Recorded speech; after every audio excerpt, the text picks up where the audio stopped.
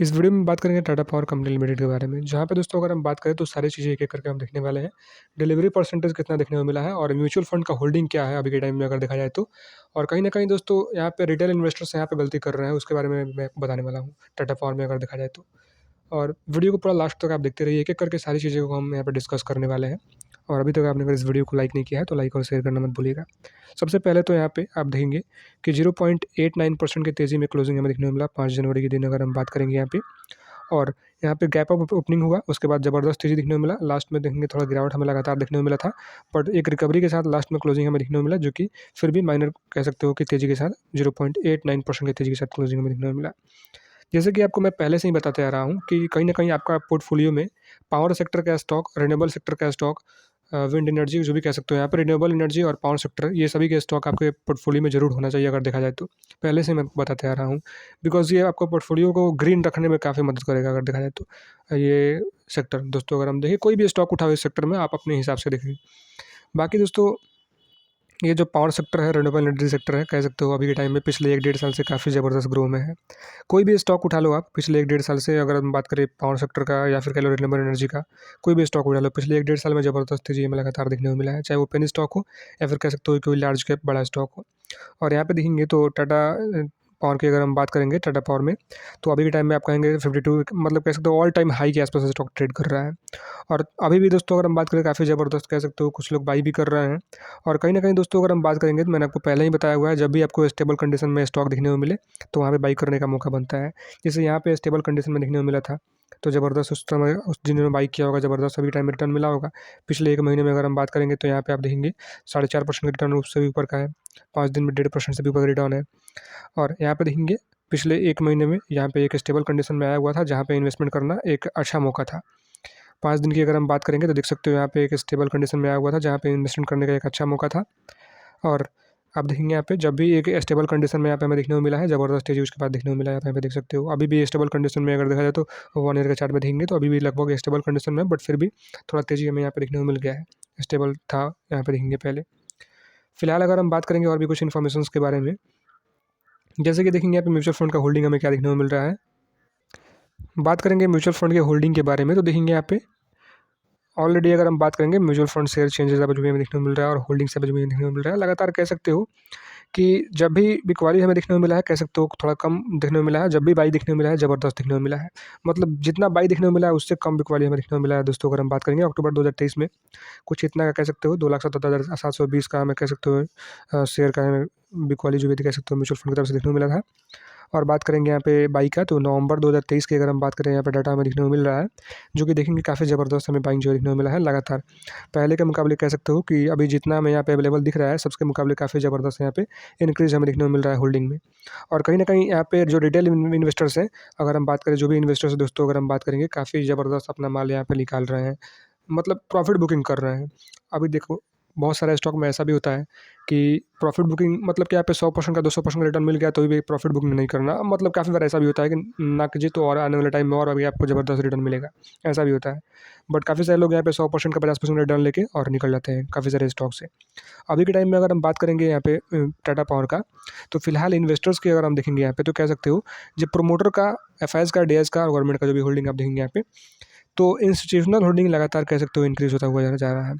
अब देखेंगे एफआईएस का होल्डिंग लगातार इंक्रीज़ होता हो रहा है, पिछले क्वार्टर से ज़बरदस्त इंक्रीज़ हुआ है। और उसके बाद फिर डीएस की होल्डिंग की अगर हम बात करें तो पिछले क्वार्टर से यहाँ पे भी ज़बरदस्त इंक्रीज़ हमें देखने को मिला है। और उसके बाद दोस्तों बेच कौन रहा है, होल्डिंग किसके में से जा रहा है, तो कह सकते हो पब्लिक का। पब्लिक ने होल्डिंग लगातार यहाँ पे डिक्रीज़ कर रहे हैं। तो कहीं न कहीं मैं आपको पहले ही बताया हूँ कि जो एफआईज़ और डीआईज़ लगातार जब बाई कर रहे हैं तो कुछ ना कुछ तो शेयर में बात है। यहीं पे लोग गलती करते हैं रिटेल इन्वेस्टर्स के यहाँ पे, जिस शेयर में लगातार बाइंग हो रहा है, एफआईज़ और डीआईज़ लगातार बाइंग कर रहे हैं, कह सकते हो म्यूचुअल फंड भी बाई कर रहा है ज़बरदस्त तरीके से, उस शेयर में यहाँ पे रिटेल इन्वेस्टर निकल जाते हैं, जहाँ पे, और उस शेयर में चले जाते हैं जहाँ पे गिरना होता है दोस्तों अगर हम बात करें, वहीं पे उनका लॉस होता है काफ़ी बड़ा। कहीं न कहीं ये काफ़ी एक अच्छा मौका होता है दोस्तों अगर हम बात करें, जब एफआईज़ और डीआईज़ लगातार बाइंग कर रहे हों। और आप देखेंगे जो भी अगर हम बात करें, ऑलरेडी कंपनी जिस सेक्टर में काम कर रहा है वो सेक्टर अभी के टाइम में उतना ग्रो हमें नहीं हुआ है अभी तक देखा जाए तो। अभी और भी बहुत सारे मल्टीबैगर ग्रो, मतलब रिटर्न देना बाकी है इस सेक्टर में, पावर सेक्टर हो गया या फिर कह लो जो भी अगर हम कहेंगे यहाँ पे रिन्यूएबल एनर्जी सेक्टर हो गया। बिकॉज़ आपको पता ही है जो पावर सेक्टर है, वहाँ पे पावर सेक्टर के टॉप स्टॉक में टाटा पावर का या फिर जो कह लो, अदानी पावर, जो भी मतलब इन सब का नाम आता है दोस्तों अगर हम बात करें। कहीं न कहीं ये काफ़ी अच्छी बात है कि एक तो ऑलरेडी मतलब कि कह सकते हो कि इतना ट्रस्टेड कंपनी है टाटा, और ऊपर से यहाँ पे अगर हम बात करेंगे तो यहाँ पे ऑलरेडी 1 लाख करोड़ से भी ऊपर का मार्केट कैप है। फिलहाल स्टॉक पी भी उतना कह सकते हो उतना हाई नहीं है, 31.9 का ही है, आप देखेंगे यहाँ पे। तो और भी कुछ इन्फॉर्मेशंस के बारे में आप देखेंगे यहाँ पे जो भी हमें देखने को मिल रहा है। और बात करेंगे according to Moneycontrol user community sentiment, आप देखेंगे यहाँ पे तो 100% लोग कह रहे हैं बाई, आप देख सकते हो 100% of money control user recommend buying Tata power, आप देखेंगे यहाँ पे। तो कहीं ना कहीं कुछ तो कुछ बात है यहाँ पे दोस्तों। अगर हम बात करेंगे लगातार मतलब कह सकते हो एफ और डी बाई लगातार कर रहे हैं, रिटेल इन्वेस्टर लगातार मतलब कह सकते हो उनके होल्डिंग में ही सही जा रहा है, ना प्रमोटर बेच रहे हैं ना और कोई। यहाँ पे अगर हम बात करें ज़बरदस्त यहाँ पे हमें बाइंग देखने को मिल रहा है रिटेल, मतलब अगर हम बात करें यहाँ पे जो भी कह सकते हो एफ और डी का इंस्टीट्यूशनल होल्डिंग इंक्रीज होता जा रहा है। बात करेंगे यहाँ पे म्यूचुअल फंड का, तो मैंने बता ही दिया है ऑलरेडी कि ज़बरदस्त इंक्रीज हमें उसमें वहाँ पे भी देखने को मिला है। और बिज़नेस के बारे में थोड़ा सा अगर हम बात करने की कोशिश करेंगे तो देखेंगे ऑलरेडी पावर सेक्टर में काम कर रहा है, वो अलग की बात है। अगर हम बात करेंगे और भी कुछ चीज़ में, जैसे कि कंपनी का यहाँ पे प्लान क्या है, इट ऑल्सो मैन्युफैक्चर सोलर, आप देखेंगे सोलर रूफ एंड प्लान। अब कंपनी का प्लान क्या है, 1 लाख ईवी चार्जर स्टेशन बनाने का, कह सकते हो चार्जिंग स्टेशन का 2025 तक। भाई आप देखेंगे 2000 मतलब कह सकते हो 2025 build, plan to build 1 lakh EV charging station by 2025, आप देखेंगे। तो ये एक काफ़ी अच्छी बात निकल के आ रही है। और उसके बाद दोस्तों अगर हम बात करें, the company is India largest vertically integrated power company, India का लार्जेस्ट वर्टिकली कह सकते हो इंटीग्रेटेड लार्ज कंपनी है दोस्तों अगर हम बात करें यहाँ पे पावर कंपनी। और ये चार्जिंग स्टेशन का दोस्तों अगर हम बात करें, जहाँ तक बात आता है 1 लाख ईवी चार्जिंग स्टेशन बनाने का 2025 तक दोस्तों यहाँ पे बात आता है। उसके ऊपर अगर हम बात करेंगे यहाँ पे, जैसे कि आप देखेंगे एक न्यूज़ निकल के आ रहा है रिपोर्ट के तहत अगर देखा जाए यहाँ पे, तो EV charger market grow at 47% से 2030 तक यहाँ पे कुछ हमें देखने को मिल रहा है।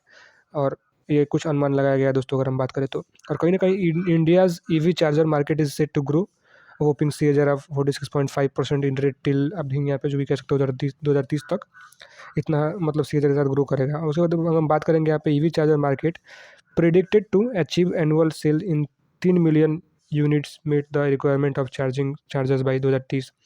तो कह सकते हो कि बड़े पैमाने पे काम होता हुआ नज़र आ रहा है ईवी चार्जर्स पे। और कहीं ना कहीं दोस्तों अगर हम बात करेंगे तो कंपनी जिसमें काम कर रहा है, कहीं ना कहीं यहाँ पे वो भी आप देख सकते हो, मैंने आपको जो भी दिखाया कंपनी का काम, कि ईवी चार्जिंग स्टेशन बनाने की कंपनी का आने वाले टाइम में काफ़ी बड़ा मतलब कह सकते हो टारगेट है। और ऊपर से यहाँ पे ये भी न्यूज़ निकल के आ रहा है कि 2030 तक दो भी हम देखेंगे यहाँ पे काफ़ी अच्छा CAGR के साथ ग्रो करेगा यहाँ पे अगर हम बात करें ईवी चार्जर मार्केट। और कहीं ना कहीं अगर हम बात करें तो ईवी में वो भी इंगेज है टाटा पावर की, अगर हम देखें यहाँ पे, जो कि आप देखेंगे सारी चीज़ें एक एक करके आप यहाँ पे देख सकते हो। और हमें देखने को मिल रहा है adoption of country consequent rise in the investment of EV charging system is expected to witness a boom in the decade with the government remaining bullish on promoting EVs and कह सकते हो private enterprises keep on investing on the ecosystem. India's EV charger market is set to grow a whopping CAGR of 47% के आसपास, 46.5% rate till यहाँ पे 2030 तक यहाँ पे, says report by the India energy storage alliance IESA का report जो भी हमें देखने को मिल रहा है, एंड कस्टमाइज एनर्जी सॉल्यूशंस। तो ये कुछ न्यूज़ निकल के आ रहा था जो कि मैंने आपको एक एक करके सारी चीज़ें बता ही दिया है। और आप देखेंगे पर the report the countries EV charger market is set to grow, आप देखेंगे यहाँ पे काफ़ी सारी चीज़ें हमें देखने को मिल रहा है। और बाकी दोस्तों आपने कितना इन्वेस्टमेंट किया टाटा पावर शेयर में दोस्तों, और क्या आपका इन्वेस्टमेंट करने का प्लान है या फिर इन्वेस्टमेंट कर चुके हो ऑलरेडी। और कहीं ना कहीं काफ़ी सारे लोग ये भी बोलते हैं कि ऑलरेडी कंपनी हाई पे ट्रेड कर रहा है तो मैं कैसे बाई कर लूँ। तो वहाँ पे मेरा एक ही मतलब कह सकते हो एक्सपीरियंस है, और वहाँ पे मेरा एक ही मतलब मानना है दोस्तों कि अगर कंपनी हाई पे ट्रेड कर रहा है और आपको लग रहा है कि सारी चीज़ें हमको देखने का मतलब ऐसे लॉजिकली सारी चीज़ें देख को लग रहा है कि कंपनी ग्रो करेगा और भी ज़्यादा और भी ऊपर जाएगा, तो एक डर होता है कि इन्वेस्टर्स का कहीं ना कहीं ऑलरेडी हाई पे ट्रेड कर रहा है तो कहीं ना कहीं वहाँ से हमें गिरावट चाहे देखने को मिल जाए। तो कहीं ना कहीं दोस्तों अगर हम बात करेंगे तो कंपनी का जो काम है सारी चीज़ें देख के हमको ये लग रहा है कि आने वाले टाइम में ज़बरदस्त ग्रोथिंग हमें देखने को मिल रहा है। बट और इन्वेस्टमेंट ही अगर करना है तो अगर आपके पास रिस्क हमें देखने को मिल रहा है काफ़ी हाई, अगर आपको लग रहा है कि रिस्क है तो वहाँ पे उस स्टॉक में मतलब कह सकते हो जहाँ पे आप 10,000 इन्वेस्टमेंट करना चाहते हो वहाँ पे सिर्फ और सिर्फ आधा इसके आधा करो, या फिर कह सकते हो इससे 30% इसका करो।